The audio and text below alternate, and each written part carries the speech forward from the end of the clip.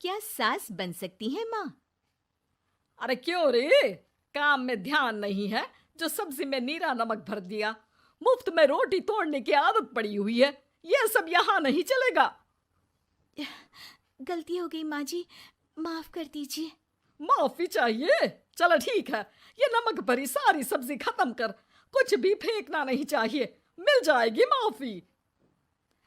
सुनैना की शादी कुछ महीनों पहले ही वासु से हुई है, जिसके बाद से उसकी जिंदगी इस नर्क में जल ही रही है।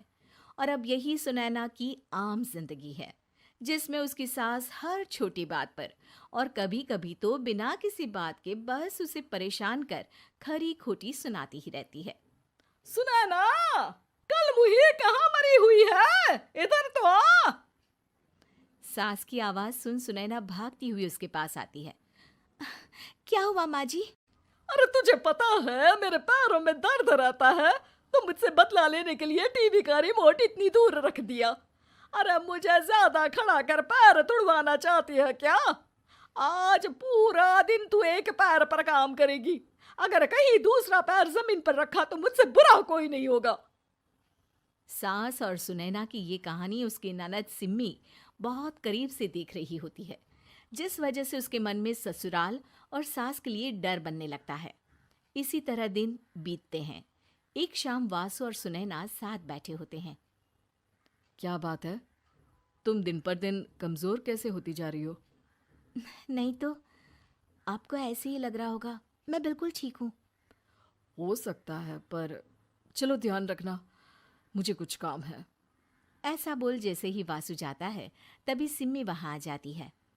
भाभी, आप भाई को माँ के बारे में बता क्यों नहीं देती? वो आपके साथ बहुत गलत करती है। क्या सारे ससुराल वाले ऐसे ही होते हैं? भाभी, मुझे तो शादी ही नहीं करनी, बहुत डर लगता है मुझे। अरे तुम बेकार ही टेंशन ले रही हो, ऐसा कुछ नहीं है। मुझे पता है तुम्हारा ससुराल बहुत अच्छा है, इसलिए खुशी खुशी ससुराल की तैयारी करो।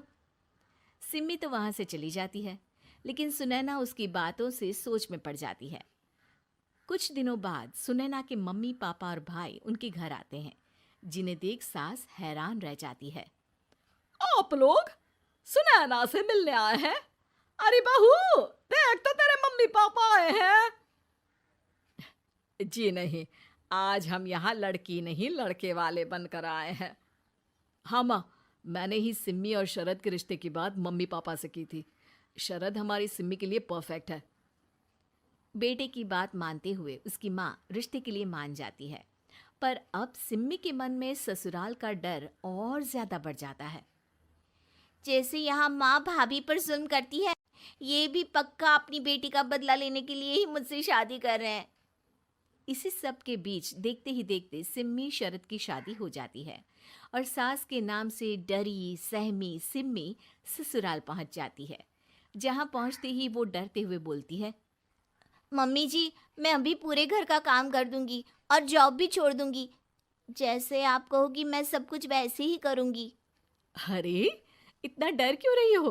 और अभी घर आई हो, कोई काम करने की जरूरत नहीं। नई शादी है, कुछ दिन आराम करो, घूमो फिरो। रही बात घर या जॉब की, तो वो तुम्हारी चॉइस है, कोई तुम्हें नहीं रोकेगा।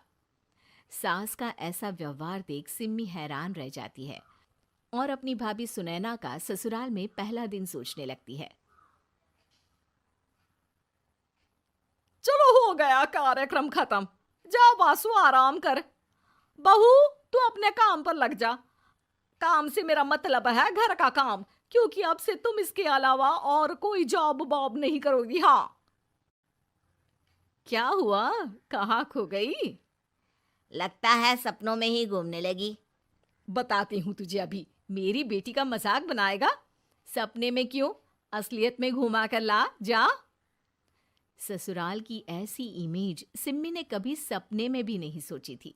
अपने आप को बहू नहीं, बेटी सुन उसे बहुत हैरानी होती है। लेकिन जैसे जैसे समय बीतता है, तो अब सिम्मी को किसी भी जगह से ज्यादा ससुराल अच्छा लगने लगता है।